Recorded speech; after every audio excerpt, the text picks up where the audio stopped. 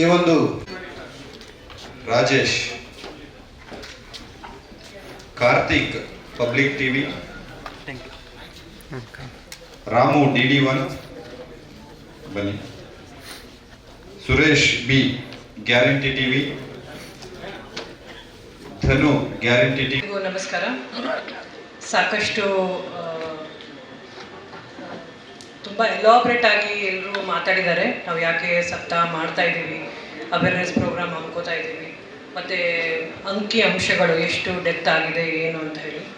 But ನಾನು ಏನು conclude ಮಾಡಬೇಕು ಅಂತ ಹೇಳ್ತೀನಿ ಅಂತಂದರೆ, ಮೀಡಿಯಾ ಆಗಲಿ, press, police, doctors, we are all committed 24/7 ಕೆಲಸಕ್ಕೆ.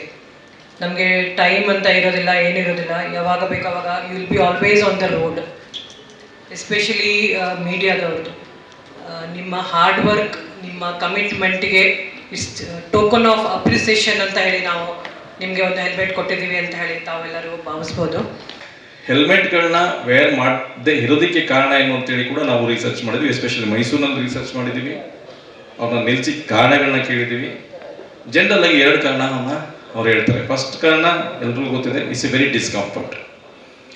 ಡಿಸ್ಕಂಫರ್ಟ್ ಯಾಕಾಗುತ್ತೆ ಅಂತ ಹೇಳಿದ್ರೆ, ನೀವು ಪ್ರಾಪರ್ ಹೆಲ್ಮೆಟ್ಗಳನ್ನ ಯೂಸ್ ಮಾಡಲ್ಲ, ಚಿನ್ ಸ್ಟ್ರಿಪ್ಸ್ನ ಹಾಕಲ್ಲ. ISI ಮಾರ್ಕ್ ಹೊಂದಿರತಕ್ಕಂಥ ಹೆಲ್ಮೆಟ್ಗಳನ್ನೇ ಧರಿಸ್ಬೇಕು ಅಂತಿದೆ. ಬಟ್ ಈಗ ನಾವು ವಿತೌಟ್ ಹೆಲ್ಮೆಟ್ ಆ್ಯಂಡ್ ಯಂಗ್ ರೈಡರ್ಸ್ಗಳ ಸೇಫ್ಟಿನ ಟಾರ್ಗೆಟ್ ಇಟ್ಕೊಂಡು ಪ್ರೋಗ್ರಾಮ್ಸ್ಗಳನ್ನ ಕಂಡಕ್ಟ್ ಮಾಡ್ತಾ ಇದ್ದೀವಿ. ನಮ್ಮಿಂದಷ್ಟೇ ಅದು ಸಾಧ್ಯ ಆಗೋದಿಲ್ಲ. ಎಲ್ಲ stake holder, especially I request media people, ದಯವಿಟ್ಟು ಏನು ತಪ್ಪುಗಳಾಗ್ತಿದೆ ಅಂದ ತಕ್ಷಣ ಹೆಚ್ಚಾಗಿ ನಮಗಿಂತ ನಿಮ್ಮನ್ನು ಜಾಸ್ತಿ ನಂಬ್ತಾರೆ.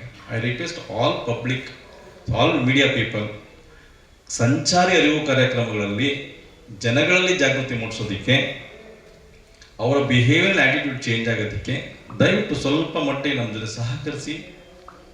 ನಾವು ಅಟ್ಲೀಸ್ಟ್ ಒಂದು 10% ಇಂಪ್ರೂವ್ಮೆಂಟ್ ತೋರಿಸಿದ್ರೆ ಅದರಲ್ಲಿ ಒಂದಷ್ಟು ಸಾವು ನೋವುಗಳನ್ನು, ಅಮಾಯಕರ ಸಾವು ನೋವುಗಳನ್ನ ತಡೆಗಟ್ಬೋದು. ಅದು ಬಹಳ ದೊಡ್ಡ ಸಾಮಾಜಿಕ ಒಂದು ಕಳಕಳಿ, ಸಾಮಾಜಿಕವಾದ ಒಂದು ಒಳ್ಳೆ ಉತ್ತಮವಾದ ಕೆಲಸ. ಪೊಲೀಸರು 37ನೇ ರಾಷ್ಟ್ರೀಯ ಸುರಕ್ಷತಾ ಮಾಸಾಚರಣೆಯಲ್ಲಿ ಆಚರಣೆ ಮಾಡ್ತಾ ಇದ್ದಾರೆ.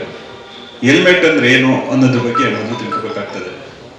ಹೆಲ್ಮೆಟ್ ಅಂದರೆ ಹೆಡ್, H ಅಂದರೆ, E ಅಂದರೆ ಹೈ, L ಅಂದರೆ ಲಿಪ್ಸ್, M ಅಂದರೆ ಮೂಮೆಂಟ್ ಮೌತ್, E ಅಂದರೆ ಇಯರ್ಸ್, ಟೀತ್.